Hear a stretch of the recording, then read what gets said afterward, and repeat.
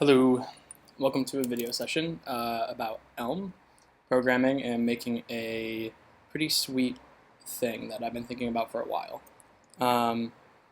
Basically, I want to create a game platform. I want to be able to have users come in and say, I want to make the next Final Fantasy, I want to make a Pokemon game. How do I do that without doing any code? And so I thought this would be a fun idea, mostly since that's definitely a kind of game I played when I was a kid, and I always wanted to be able to customize it. But mainly the motivation for this idea came from my friend Connor, who is writing a fanfiction Pokemon game, and wasn't really happy with the tools that currently are out there to build these things, especially for someone who's not as technical.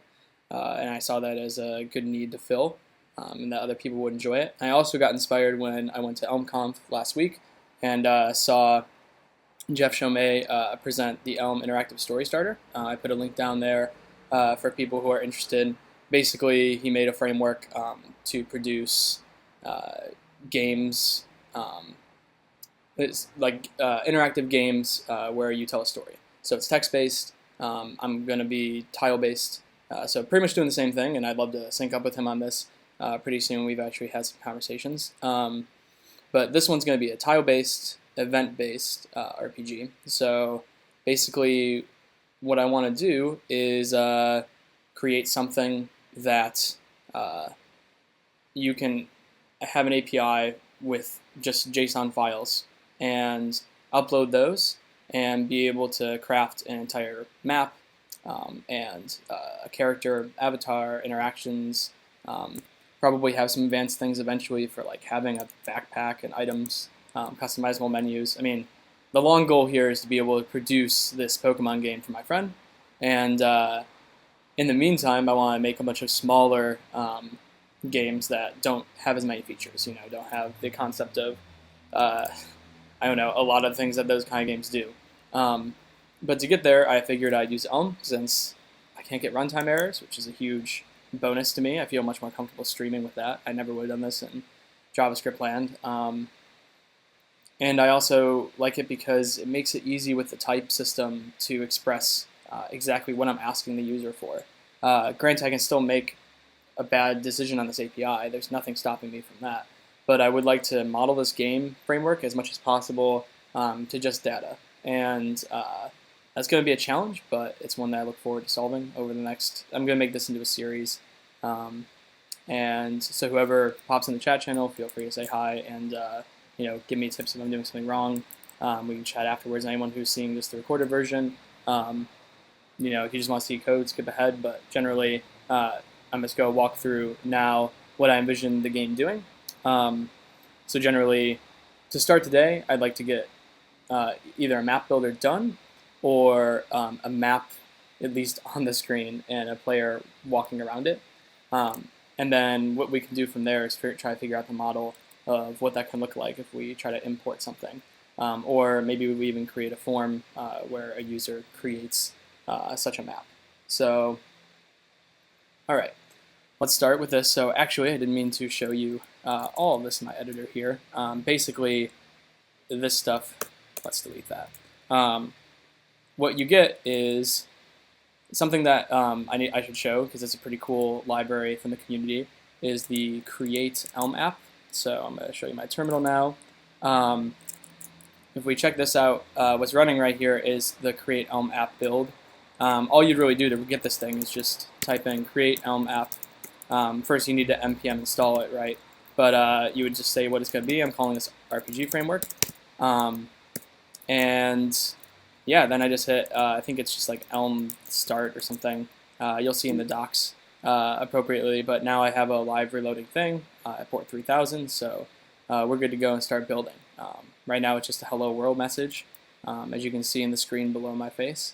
And then if I need to show you some more, if anyone has any problems seeing, I'll either find out later if no one's in the chat, or I'll find out during. So let's try now to make something. So this board is going to go in our model. So if you're not familiar with Elm at all, a model is just a way of expressing, oh, you know what I should do? Switch back to my code window. So an Elm application basically comes in three parts. You have some model, you have some update, and you have some kind of view. So to get us to like a minimal app, let's just start by taking like hello text, right? We're saying that that's a string, and let's take this like main program, and let's transform it from just a static piece of text to an actual Elm program. So how we do that is we import HTML.app, and we know a little bit ahead of time that this is going to be put into the HTML library namespace. So I'm just going to alias it as HTML. This means that any function coming out of HTML.app is now, if I type in HTML, is now going to be available here in HTML. So the function that I'm looking for is HTML.program. But right now we're not doing any kind of crazy side effects or interacting with other services. So really all I need to do is say beginner program. So a beginner program is dead simple. You basically provide it a model, some view, and some update, like I was talking about up here. So let's get started with that. So our model is going to be, let's just call some function init.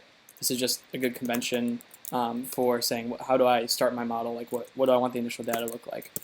So we're going to say hello text equal to, I don't know, hello, it's Greg. That is my name.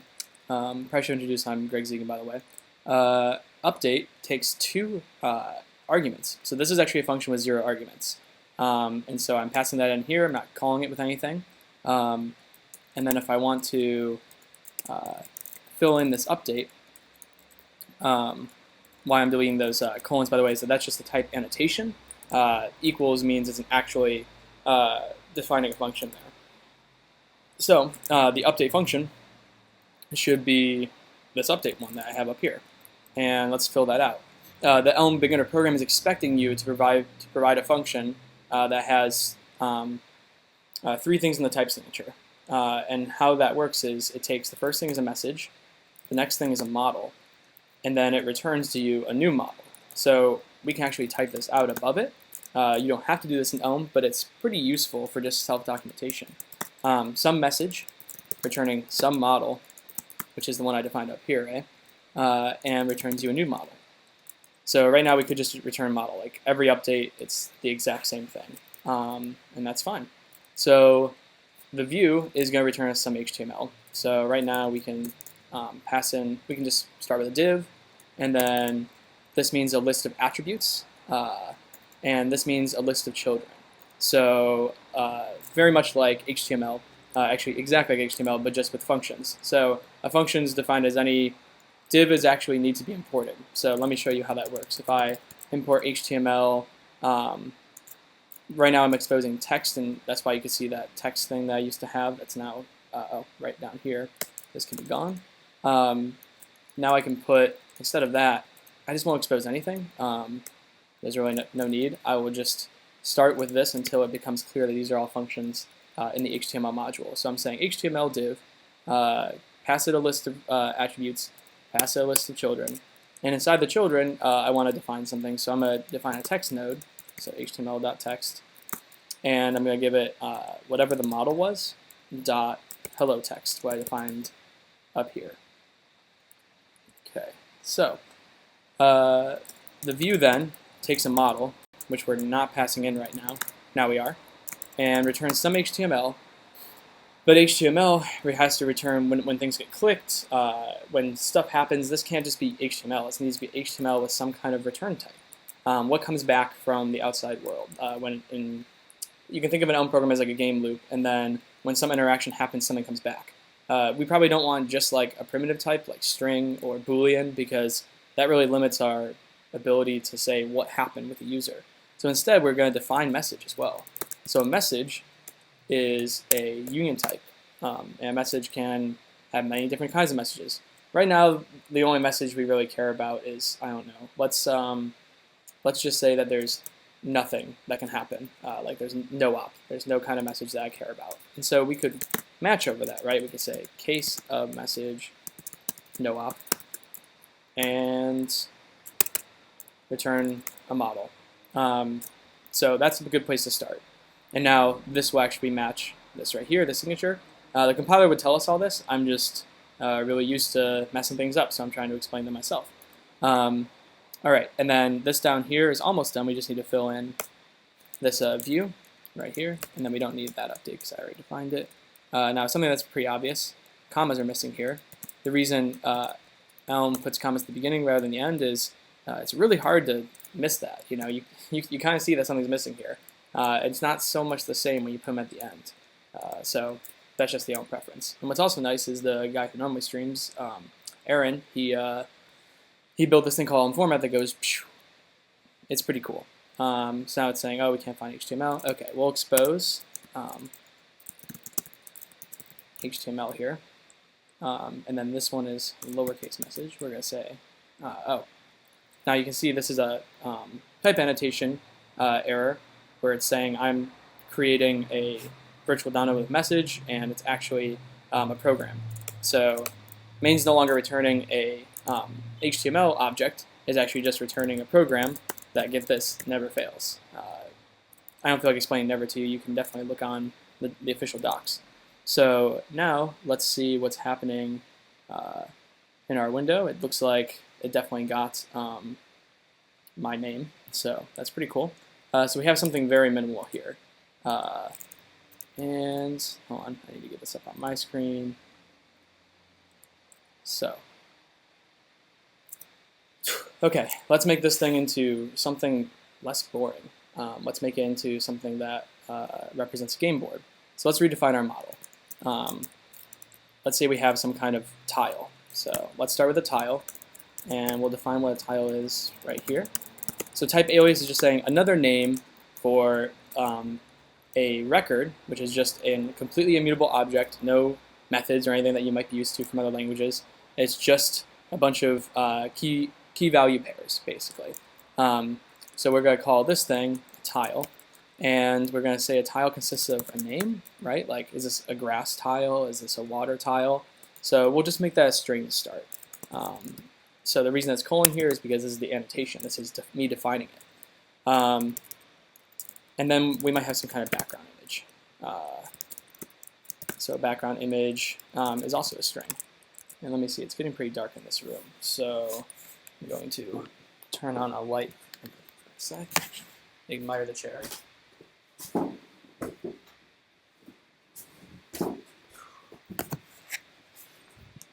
All right.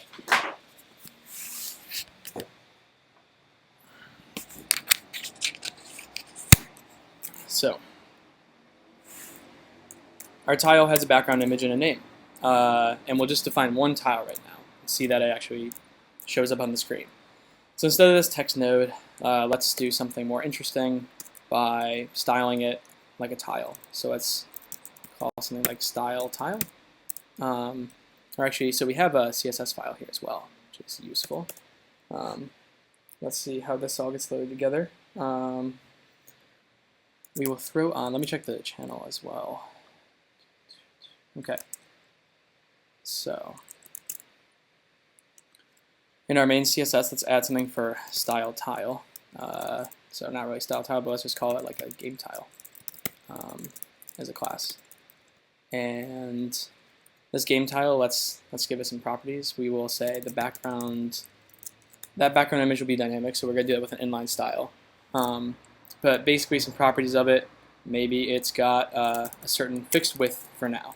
So let's say 100 pixels and a fixed height, 100 pixels, and then we can give this thing a class, and it'll be called game tile.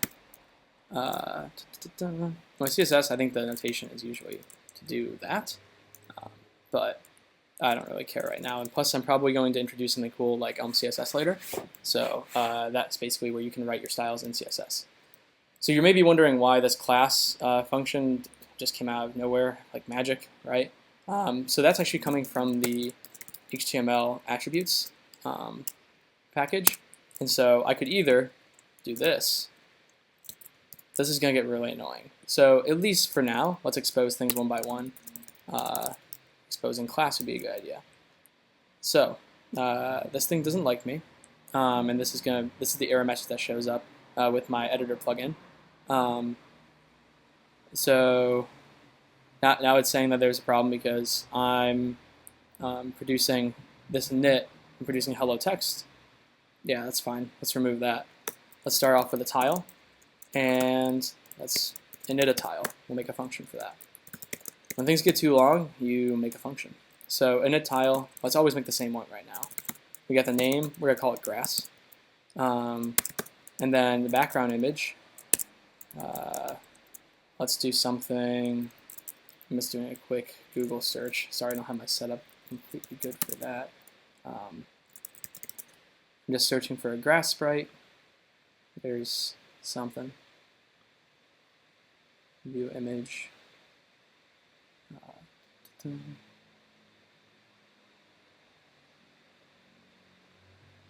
Alright, so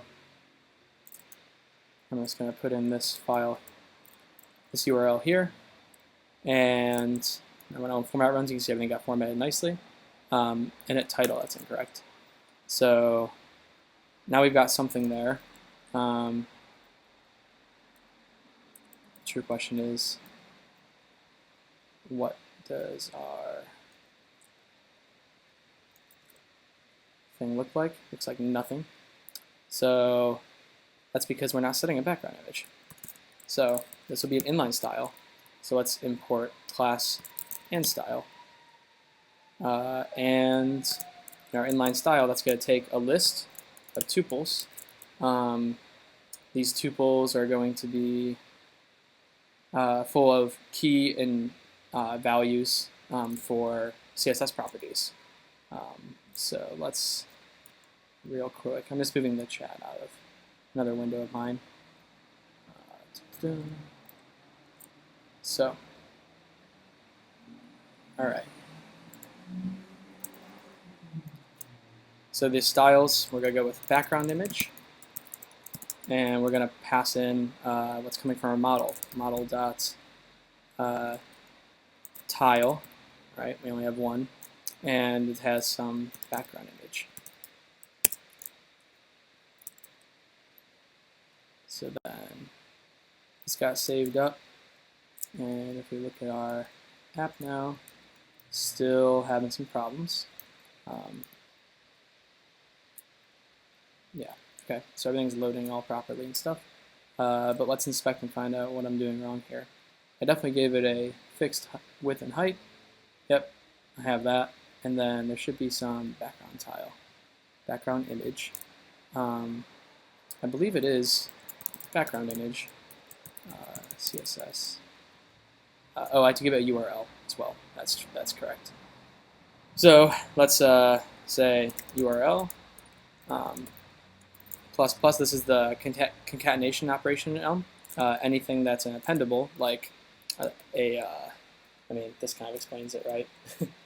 Puts two things together, two lists or maybe two strings. So let's throw that in the URL. So there we go. We have something. Woo, pretty cool. But it's obviously off.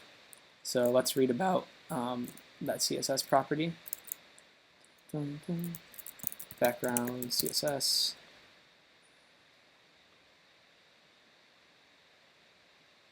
I believe it's something like no repeat, background image, yeah, set and no repeat. So we could probably say background repeat, background position, right top. If we combine all of those things, yeah, so we can say no repeat, and let's do left top. See how that looks. Looks like it isn't happy. Good old CSS.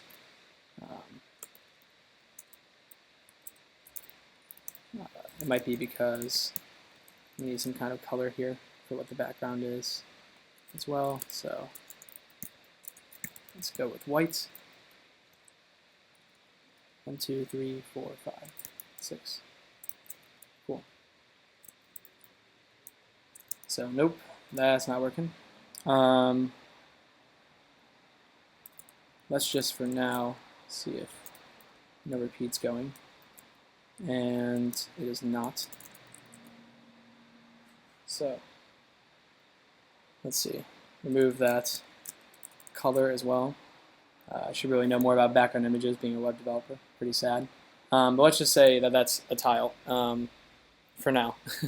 We'll style it better later because I'm not even going to stay with this for forever. And this way we can have different images. So one of the things that I want to do now is start to make this into a list. So yeah, let's maybe make a border of some kind for now. It's obviously not going to stay with a border because we need everything to be customizable. Let's say one pixel solid, and we'll do some kind of gray. So then there's a cool border. So now let's have something happen where we get a list of these things, right? So instead of tile, we'll just do tiles, and it will be a list of tiles. So to do this now, we're definitely going to need to start with an actual list of tiles. Let's all have them be the same thing right now. Maybe 3 of them, or maybe 5.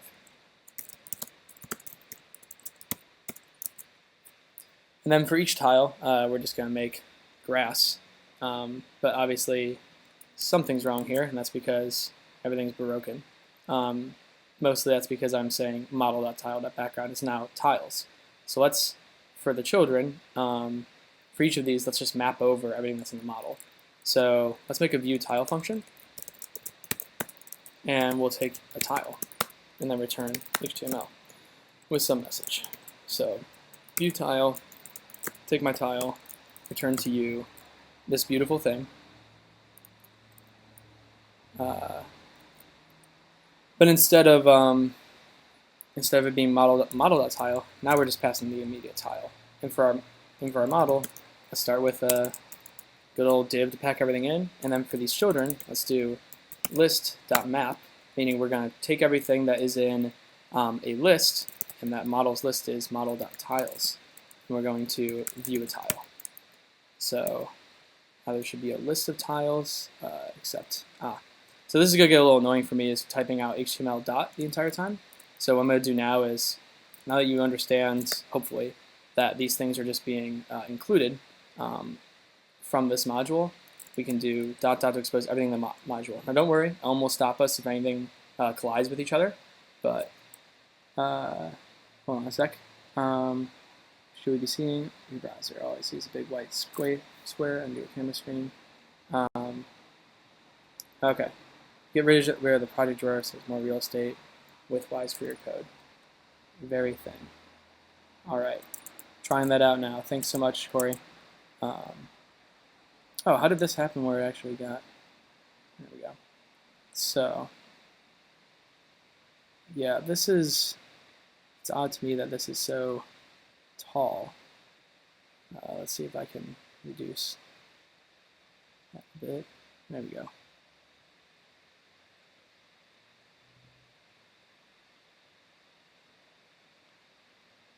Is that better? Sweet. So I think that should be good now. And yeah, it's a white space right now, but hopefully it'll have something in it soon.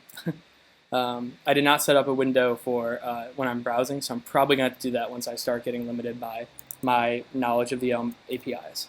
So right now we're exposing everything in the HTML. And so we have class, we have style, we have div.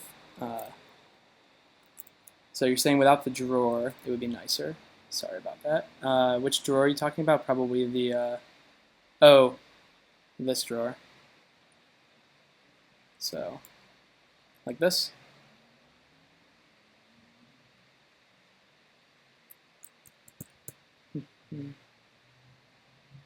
Projects. Yeah, the tree. Okay. I think I just took the project tree out, so let me know. Yep, there we go. Okay, cool. So, yeah, these are all lessons to learn for next time. So, thanks for supporting me in this endeavor. So yeah, we're mapping over all the tiles. We're going to view each tile, pass it in here. when we hit save. I should really get 2 screens too. That would be really helpful, honestly. So now we still have an issue here because we're calling tile model.tiles. Yes, so that's this. So what would be really useful is if we give this a type annotation tile. It's just going to produce a tile for us. Actually, it's not. It's going to produce a model for us. And this is going to produce a tile for us. Now I'm noticing that with this create Elm apps boilerplate is that if it errors out, it just gives you the white screen without the nice error message and doesn't keep your app in the state where it was working. So I'm not too thrilled with that, but the best thing to do in the Elm community is when something's not working is just, I mean, any community honestly, is just to make sure they know about it or have a fix ready to go. Just start the discussion, and if it's a pain point for you, if it's something bigger than this, obviously, I think there was a talk at ElmConf that was really good by Tessa Kelly, who said just like your first contribution to Elm community can be just do a blog post about it or share that experience, and then we can hopefully make that better for you. So here we go. We've got a bunch of tiles. They're going the wrong direction in my mind, but we also have to figure out X and Y. You know, is it going to which way is Y, which way is X in this? I think the canonical way with Cartesian plane is a good idea, so we should probably have this axis be X, and this is how you do comments in Elm, by the way, is a double dash. So this one going up is X, and then this one down is Y, so we'll have to make sure that our flex stylings match that. So if you haven't heard of Flexbox before, it's just the new stuff with CSS. It's really nice to do layouts with Flex. It's kind of solved a lot of the issues that web programmers have had over the years. And so I'll start using that soon. But I do want to make something kind of interactable just to show that something can exist there. So let's add a player to this space. So to start, let's add another thing to the model. So we have some player. We'll define what a player is.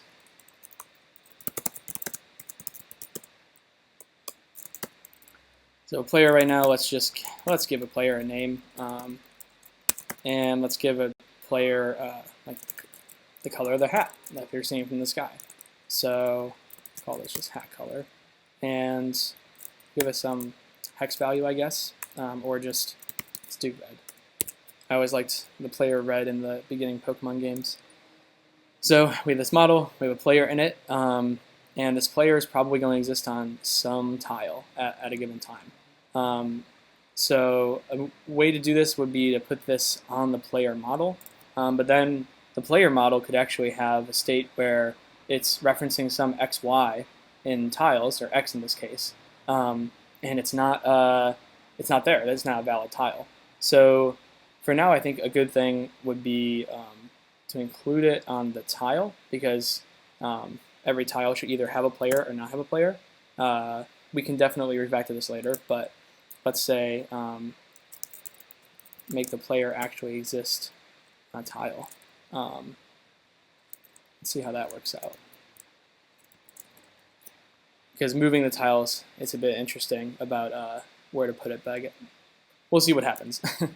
So we have some hat color, some name, and then there's going to be a problem. The problem here is that let's see what this says.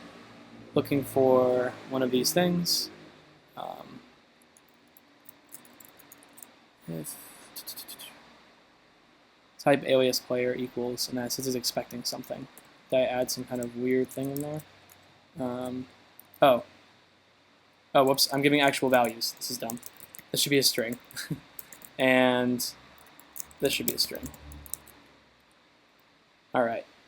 And then this right here is saying we need some kind of player in there. So right now, let's just have the player exist in, let's have that be an argument. So we'll have the player exist in this one as, really not every tile definitely has a player though. So let's start that with maybe. If you haven't seen maybe before, that's just a construct to be able to have something or not have anything. Much like our message type has different types. So for a player, let's just go with we're passing in a player. So that can be maybe a player. And we'll pass in, for the first tile, we'll pass in, let's call one player me.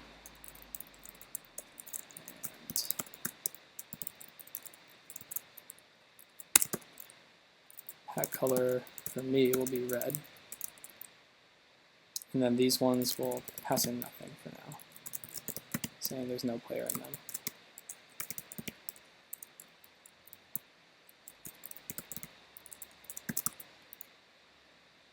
Okay, so another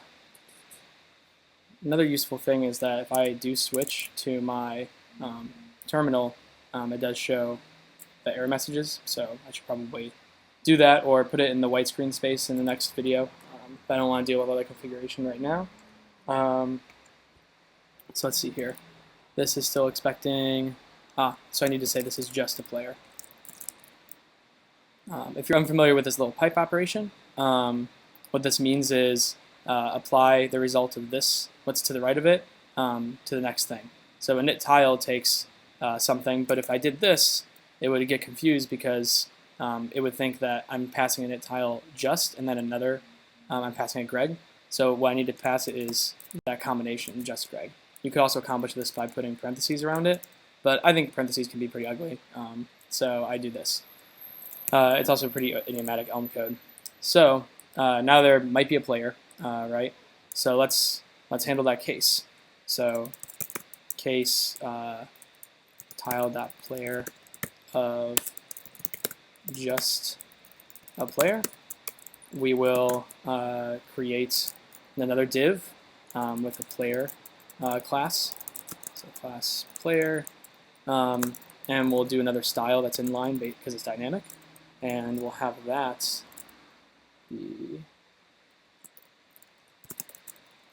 a list of tuples, and the first one we can do background color this time, and we'll have this be a string which is based on this definition. So tile.player.hat color. And this is breaking since I never gave it another list of children. And tile here is, and I also never handled nothing case, where I'll just return an empty div for now, but there's a better way to structure this so you don't have to do that. And then tiles being used in an unexpected, so that's because we actually matched on player right here. So this is definitely a value. This is still a maybe. So that's why I'm destructuring this maybe here with just or nothing. So then here we go. We apparently have something, but I do not see any kind of hat color going on here. So it might, you know what it is? It's because player is not a class yet, and I need to go and define what the player class is. So we'll do another, I guess for now a player can be like 80% of what the fixed tile is. So I wonder, let's just do this. Let's see if anything, all right, there he is. Hey player. And we can make this 80% works as well. Cool. And maybe we want to center it. So centering things used to be really hard in web development in general. So it's easier now with using Flexbox. So I'll show how that works right now by doing in a game tile. Let's see what happens when we do display flex, flex direction. I don't really care about, but justify content. I can center it, and then everything inside of it should be centered. But we also want the alignment centered. So center both of those. There we go. There's our player. He's so pretty. Maybe we can even be real fancy and give him some nice rounded corners. Or maybe he's a circular thing, so I guess 50%. So okay, here's our player, really pretty. And this is a pretty good point to init a Git repository. I'll be committing. I'll push it up at the end to the repository that I have linked. I just forgot to set up the remote stuff. There's a lot of stuff you gotta get right streaming. So cool. Initial commit with player. Yeah, this is Git Plus, by the way, is a plugin through Atom. I think it's pretty fun. So now we have nothing impressive happening. All I'm really doing here is mapping over all of the tiles and then showing this stuff. But let's make something happen when we have key presses. So I started with a beginner program, and that might have been a bad idea because I want to have subscriptions. So subscriptions are just a way of Elm telling you about what's happening whenever some event happens. So a subscription, a good example, is key presses. You're waiting just in your app for someone to press a key, and when they do, you want to be able to handle it some way. And everything in Elm is really nice in the sense that everything comes in as a message. So we need to write a subscriptions function here, which I'll throw up here. And what that takes is our current model, and it needs to return some kind of subscription. Right now, you can write sub.none, and it'll compile at least. You're just getting no subscriptions. This also gets renamed to init in a program, or is it? So init update view. Does your program have flags? So the other thing is that now I can return side effects commands. So that a command is not a side effect. It is a data structure that is telling the Elm runtime, hey, I want you to do something, and it could not be handled in a pure function. So we always take that I/O to the top so that our programs are easier to read, reason about, and replay, and have great reproducibility. So right now I'm just going to return this function and then a command.none saying on the initialization, I don't really care what's going on. And then now it's just telling me, the type system is just saying, okay, well, our update is still not a model and a message. So let's go redefine that update real quick and say, let's define some command with commands that return messages. So right now we're just returning model, so this is still going to be wrong, and it'll tell us that right there. But you can either do it like this, like I did in my init, or you can use a little operator that is from the command package that gets imported by default in Elm, and you can just do this bang, and then what that happens is it returns a list of commands. But right now, since we have none, we're just returning an empty list.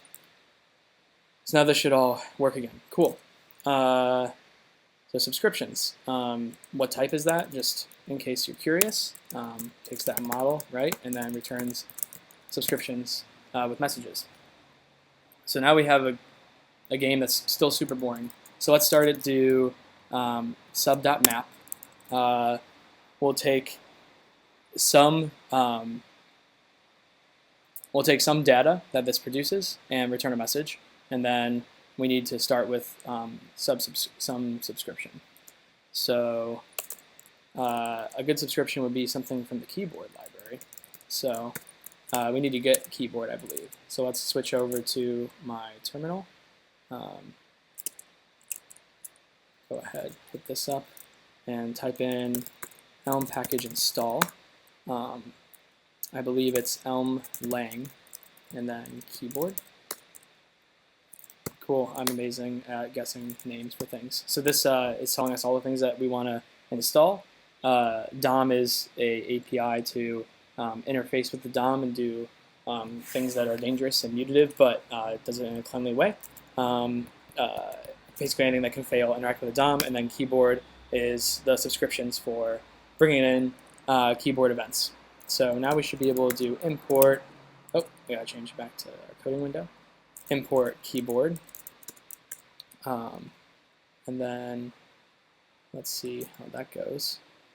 Some kind of problem here. Because there's still this annotation. So keyboard dot. Now you can see this Elm autocomplete's quite nice. Let's go with downs.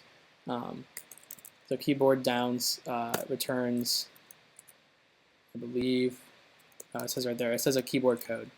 So we'll just send that right to our handle key.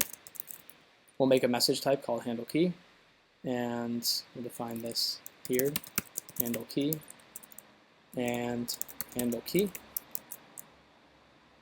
And handle key is going to take some argument. It's going to be a key code, so an int. And so key code is what we get. So now this should hopefully compile again.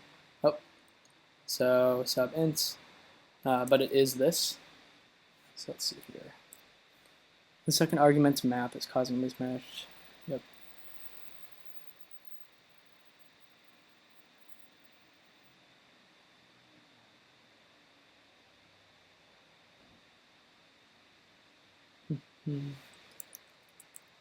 So let's remember what this is. A subscription.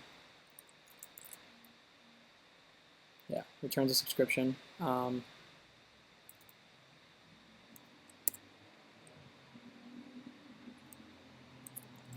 Haven't worked with subscriptions in a while, but I believe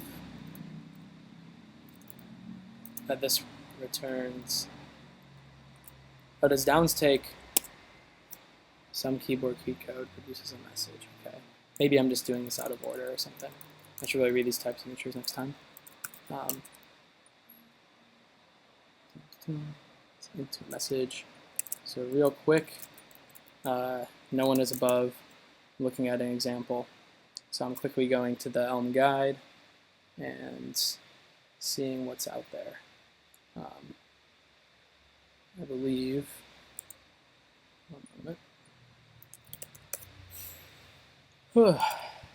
Yeah, can't remember the last time I did a subscription. I've been doing a lot of just pure Elm work with components that don't have, like views that do not have any kind of story with side effects. So if we look at WebSockets, subscriptions, I see.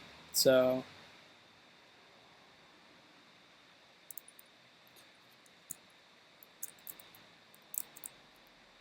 okay, well that was way easier than I thought it was. So I just didn't need that sub.map. Let's just forget that happened. So sub.map, what that's doing is it's changing one type of data type into another, like into some kind of other data types. So in this case, they're expecting probably to produce a message. But right now, we can just, with keyboard.downs, it's basically doing that, but letting us provide the message right here as convenience. So we have keyboard.downs, some key. So I have this key code, and it's pretty boring to return nothing. So let's return a model where this player moves. Okay. So if we want to move the player, case key code of, now nesting this right here might be a little ugly, but we'll refactor it later. Case key code of, I believe,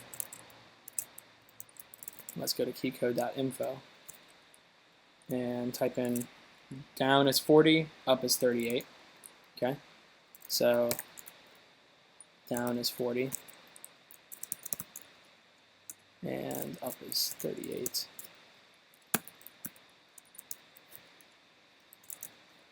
So in the case of 40, we'll move the player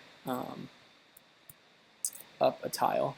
And so now that I've defined it as part of a tile, the thing I wonder is, where is how do we change the player? Because like if it's in the top level model inside here, it's easy just to change that with no problem.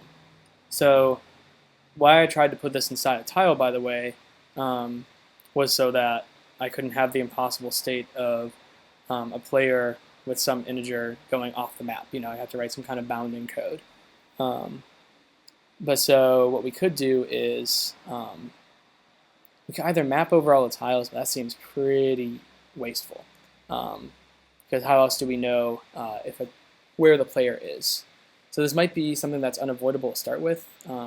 Maybe if I reflect on it a little bit more, there's a way. But let's just remove that from the tile for now. It's probably a bad direction to start with. And put it here. But what's nice is Elm has our back whenever we do these kind of refactors. So let's assume that there's always a player. And then when we init a tile, we don't have to worry about this argument here. So that. So now we're just removing all nothing arguments. And this will also be more friendly for when we actually do upload maps. You know, they're probably not going to want to define whether a player is on there. That's a separate construct. So let's say in the case that it's down, we'll make the player's position. Right now we'll have some position on the player. So the thing is, should a player own the position or should we own the position? Let's just say current position here. So position is another type that we define. And it's going to be an integer for now. And then we're just going to move that. So we're going to say the model where, this is how in Elm you update a record. So a model where something changes. So this something that's changing is our current position. And we're going to set it equal to the model.current position -1. And then we should still return this empty list. And then in the other case, we're going to add one. So really, let's just copy that line, add it there. So now we're incrementing and decrementing that. That looks good.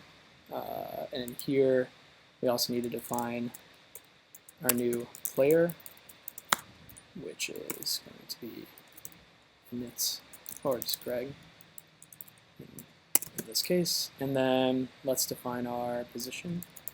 Right, position is going to be, let's start with 0. So, in our tile, okay, we got all that. And we don't need this argument anymore, which is what that error was going for. Finally, we have to undo our view, and before we were asking for the player from the tile and doing this. Not so great. Let's actually pass in our model as well, and we can extract some information from that.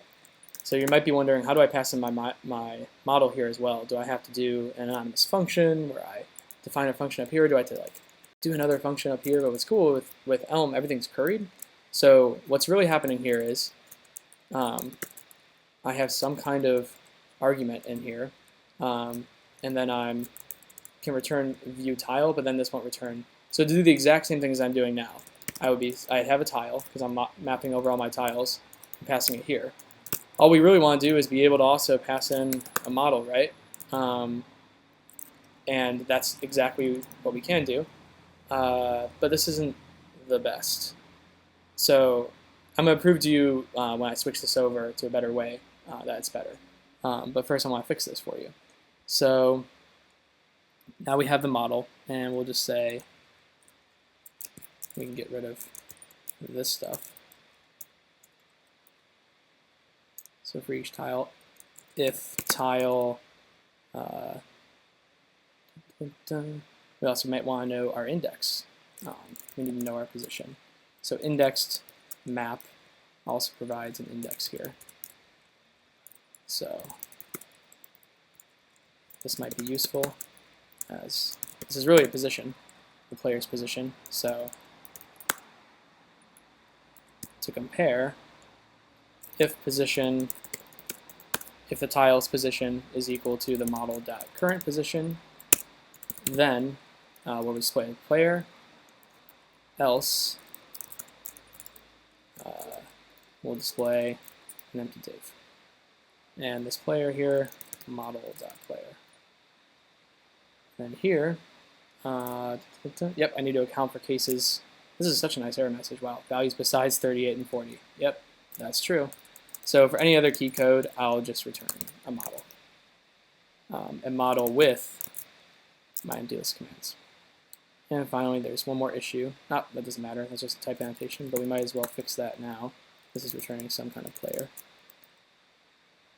Cool. So now we should see if I had my thing open. Cool, and now let's try to, so I can go off screen, but look, it moves. Yay, this is me pressing up and down. And now we gotta do some cool stuff with making it move left and right. But let's just say this is a good commit point. Moves with X and Y. So the refactoring story there was pretty easy. I'm going to take a quick break and come back. I'll be back in probably 3 to 5 minutes. And then from there, what we're going to do is make this into a matrix. And after we make it into a matrix, you may have seen Aaron's video about a lights out game with a matrix using Elm flat matrix. I'm probably going to use the same library here since I searched before this and it seems to be the best package out there for what I want to do. And then we'll traverse a matrix with up, down, left, right arrows. And then we'll start looking at how we can add a form to start creating these maps.